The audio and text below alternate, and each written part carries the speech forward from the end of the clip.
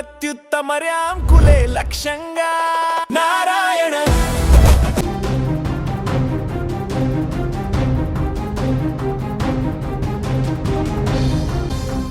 ఒక ఆట ఎంత ఉత్సాహంగా సాగుతుందో చూడడానికి మనం స్టేడియానికి వెళ్తాం. ఆటగాళ్ల ప్రతిభను చూసి చప్పట్లు కొడతాం.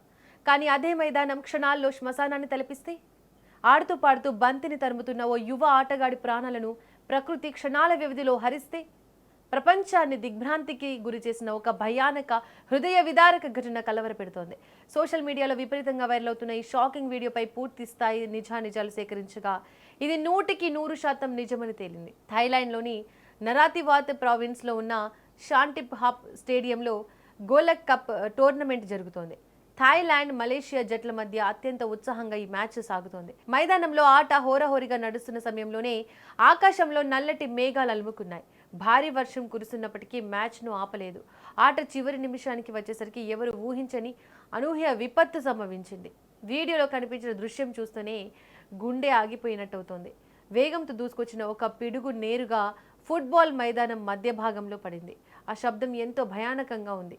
ఆ భారీ విద్యుదగాదానికి మైదానంలో ఫుట్బాల్ ఆడుతున్న ఆటగాళ్లలో కొందరు క్షణాల వ్యవధిలో కుప్పకూలిపోయారు.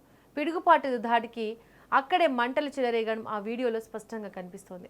ఈ ఘటనలో సోఫన్ అనే ఫుట్బాల్ ప్లేయర్ మరణించగా మరో 12 మంది తీవ్రంగా గాయపడ్డారు. ఈ ప్రమాదంలో మరణించిన 24 ఏళ్ల ఆటగాడు సోఫన్ అవే సామ్కోట్స్ జట్టు తరపున వింగర్గా ఆడుతున్నాడు. అతను తన అద్భుత ప్రతిభతో త్వరలోనే థాయిలాండ్ 3rd డివిజన్ క్లబ్ అయిన యాలా ఎఫ్సితో కొత్త ఒప్పందం కుదుర్చుకున్నాడు. తన ఫుట్బాల్ కెరీర్ను ఇంకా ఉన్నత స్థాయికి తీసుకెళ్లాలని కలలు కన్న ఆ యువకుడు ఇలా మైదానంలోనే ప్రాణాలు కోల్పోవడం యావత్ క్రీడా ప్రపంచాన్ని కన్నీరు పెట్టిస్తోంది.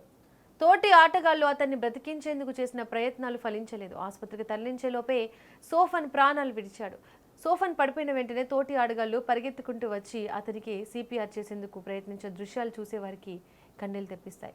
ఈ ఘటనలో మరో 12 మంది తీవ్ర గాయాలతో ఆసుపత్రిలో చికిత్స పొందుతున్నారు. ఇందులో ఒక మలేషియా ఆటగాడు కూడా ఉన్నాడు. వర్షం పడుతున్న సమయంలో మ్యాచ్ను ఎందుకు కొనసాగించారు? వాతావరణ హెచ్చరికలను ఎందుకు నిర్లక్ష్యం చేశారు అనే ప్రశ్నలే ఇప్పుడు క్రీడా వర్గాల్లో తీవ్ర చర్చనీయాంశంగా మారింది. ప్రస్తుతం మ్యాచ్ మధ్యలో పిడుగుపాటు దృశ్యాలు సోషల్ మీడియాలో తెగ వైరల్గా మారాయి.